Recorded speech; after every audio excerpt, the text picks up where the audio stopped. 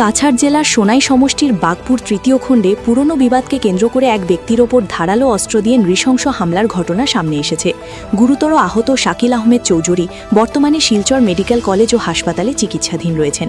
অভিযোগ অনুযায়ী গত 23শে এপ্রিল সকাল প্রায় 9টার সময় শাকিল আহমেদ নিজের দোকানের জন্য সামগ্রী কিনতে বাইকে করে শিলচরের উদ্দেশ্যে রওনা হন। পথিমধ্যে কয়েকজন অভিযুক্ত তার বাইক আটকে দা ও লোহার রড দিয়ে প্রাণঘাতী হামলা চালায়।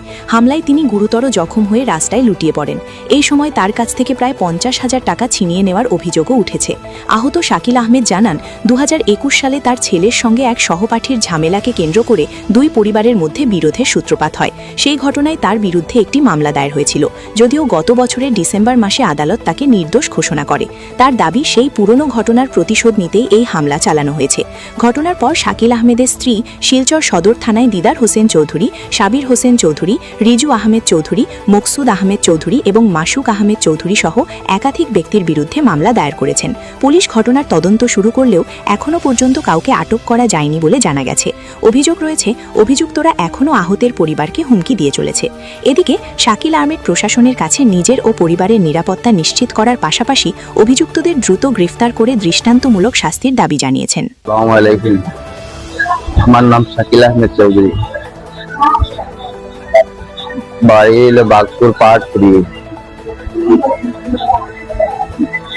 গত 23 তারিখ সকাল 9:30 সময় আমার একটা দুর্ঘটনা হয়, যেটা আমার দোকান থেকে দোকানের সামান আনাতে আমি শিলচর যাওয়ার পথে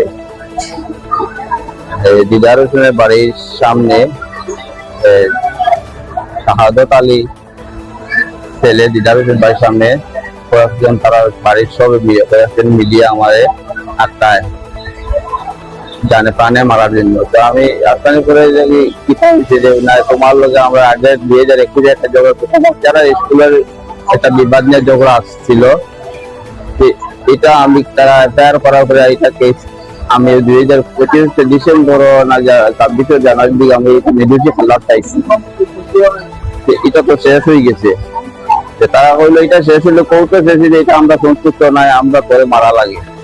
এই হলো আমার আমি দোকানও মালানা যেটা আমার লগে আসলো 50,000 টাকা আসলো, তারা টাকাটাও নিচ্ছে আমার। এরপরে এমন দায়িত্বে জাদ হোসেন, সাবির হোসেন, মাসুক আহমেদ, মকসুদ, জসির এবং তারা কয়েকজন 5-7 মানুষ আমার দায়িত্বে আর কয়েকজন ঘেরাও করে রাখছে।